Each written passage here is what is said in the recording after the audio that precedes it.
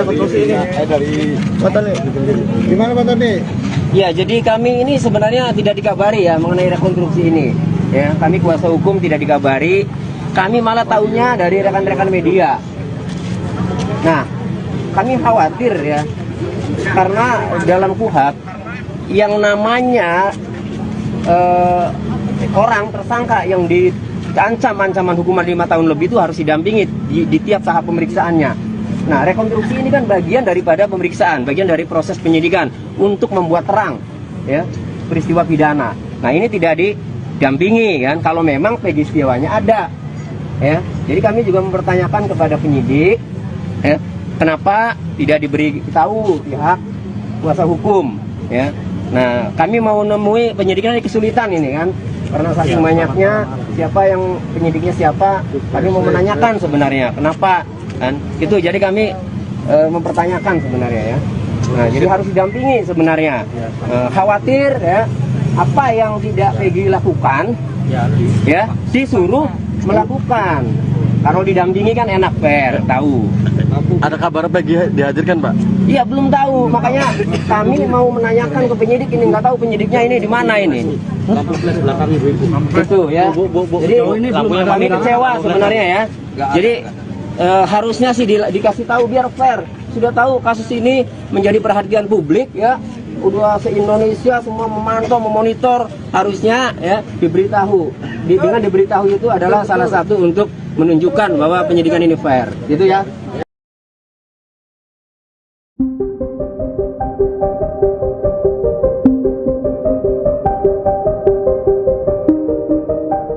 Diolipa Yumara, mantan pengacara Baradae di kasus pembunuhan Brigadir J dengan terdakwa Ferdi Sambo, mengaku siap membela Peggy Setiawan.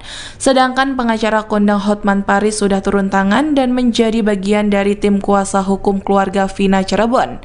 Diketahui Peggy Setiawan merupakan DPO kasus Vina telah ditetapkan sebagai tersangka. Dikutip dari tribunnews.com, Peggy menyangkal terlibat kasus pembunuhan Vina yang viral dengan sebutan Vina Cirebon. Alhasil sejumlah pengacara turun tangan membela Peggy karena mereka merasa Peggy tidak bersalah atas kasus menghebohkan 8 tahun silam. Namun pengacara kondang Hotman Paris telah menjadi bagian dari tim kuasa hukum keluarga Vina Cirebon. Sementara itu, Diolipa Yumara, ex mantan Baradae, siap membantu Peggy menghadapi tuduhan terlibat pembunuhan Vina dan Eki. Melihat sisi kemanusiaan, Diolipa Yumara mengaku siap membantu setiap orang termasuk Peggy Setiawan alias Peron. Ia pun menyayangkan kasus Vina yang tergolong lama sehingga membuat rumit. Ia juga meminta Peggy Setiawan dilepaskan jika alat bukti dan lainnya di persidangan tak cukup kuat untuk menghukum Peggy.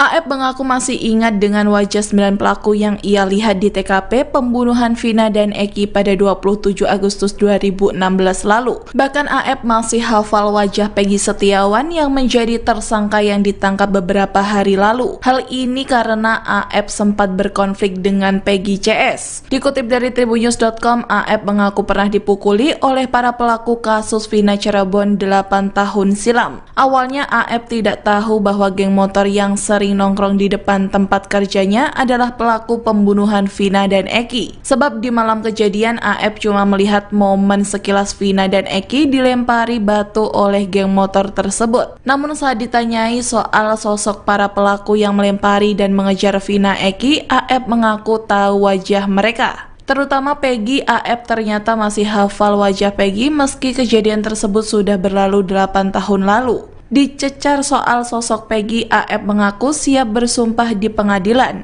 bahwa AF melihat Peggy ada di TKP saat pembunuhan Vina dan Eki. Terlepas itu, ibu Peggy sebut AF fitnah anaknya sebagai pelaku pembunuhan Vina Cirebon. Menurut Kartini, putranya menjadi korban kesaksian palsu pria bernama AF. Ia menegaskan jika anaknya Peggy tak tahu soal apapun soal kasus pembunuhan Vina dan Eki.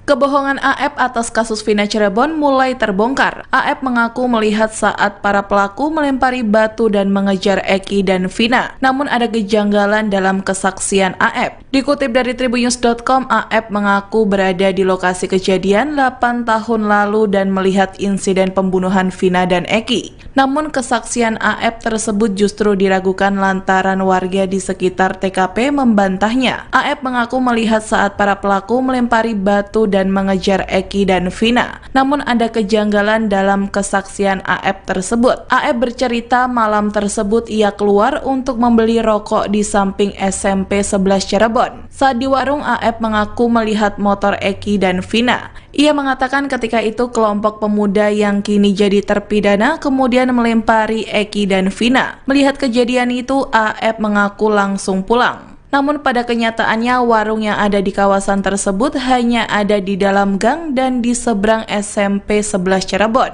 Warung tersebut pun tutup pukul 12 malam. Pemilik warung justru tidak melihat adanya kejar-kejaran motor seperti yang digambarkan oleh AF. Seorang warga, Ferry, bahkan sangat meragukan kesaksian AF. Menurutnya, jarak pandang dari warung ke lokasi nongkrong sangatlah jauh. Jadi terhadap DPO yang katanya sudah tertangkap bernama Peggy, sikap keluarga adalah jangan di Polda Jabar agar jangan bikin. Pengacara kondang Hotman Paris Sutopo yang menegaskan bahwa 5 terpidana kasus pembunuhan Vina menyatakan bahwa Peggy Setiawan bukan bagian dari pelaku. Hal ini diuraikan kembali oleh kelima terpidana dalam berita acara pemeriksaan atau BAP terbaru.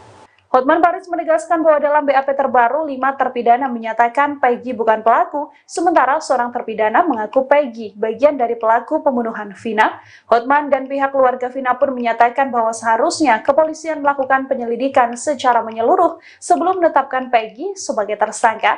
Hotman juga menyebut bahwa Polda Jawa Barat belum berhasil menangkap pelaku sebenarnya pembunuhan Vina, termasuk saat Polda Jawa Barat menghapus 2 DPO yang dianggap fiktif.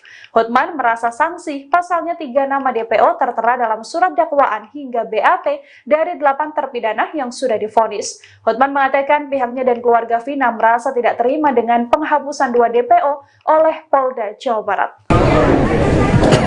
Jadi terhadap DPO yang katanya sudah tertangkap bernama Peggy, sikap keluarga adalah jangan di Polda Jabar agar jangan bikin tergesa-gesa membuat keputusan bahwa dia adalah pelaku begitu. Oke, sebagai tambahan, kami mendapat informasi bahwa 6 dari terpidana ini sudah di BAP lagi oleh Polda Jabar dalam minggu-minggu terakhir ini. Ternyata katanya 5 terpidana ini mengatakan bukan Peggy pelaku yang DPO, hanya 1 yang mengaku. Jadi 5 lawan 1. 5 terpidana ini mengatakan di BAP bahwa bukan Peggy pelakunya yang DPO, sedangkan 1 mengakui. Jadi 5 lawan 1. Itu terhadap Peggy, ya. Jadi terhadap Peggy, keluarga mengatakan agar Polda Jabar jangan dulu terburu-buru mengambil keputusan bahwa Peggy adalah yang pelaku DPO.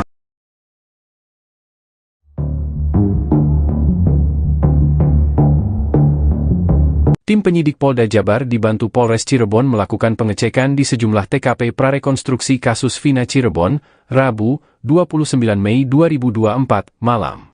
Para terpidana kasus pembunuhan Vina dan kekasihnya Eki diketahui juga turut dihadirkan. Tempat yang diperiksa yakni tempat nongkrong para pelaku, warung di sekitar tempat nongkrong, tempat eksekusi, hingga flyover Talun. Rencananya prarekonstruksi akan digelar pada Jumat, 31 Mei 2024. Sejumlah mobil kepolisian dan tim Inafis tiba di lokasi kejadian sekira pukul 20.40 waktu Indonesia Barat. Lokasi pertama prarekonstruksi ini di depan SMPN 11 Cirebon, Jalan Perjuangan, Kelurahan Karya Mulia, Kecamatan Kesambi, Kota Cirebon. Tak lama kemudian, rombongan bergerak maju menuju depan Men 2 Cirebon yang lokasinya bersebelahan dengan SMPN 11. Namun, ini hanya berlangsung sebentar sebelum mereka bergerak ke Jembatan Talun, Kabupaten Cirebon, lokasi ditemukannya Vina dan Eki. Di titik tersebut, petugas menyemprotkan cat untuk menggambarkan posisi tubuh korban yang tergeletak. Pelaksanaan ini berlangsung sekitar 30 menit. Di lokasi utama di Gang Bakti 1 Kampung Karya Bakti, Kelurahan Karya Mulia, Kota Cirebon, telah dipasang garis polisi dan dijaga beberapa personel kepolisian. Adapun, dalam prarekonstruksi tersebut, keluarga Peggy Setiawan, yang terdiri atas ibunda Peggy dan 2 adiknya turut hadir. Dari hotel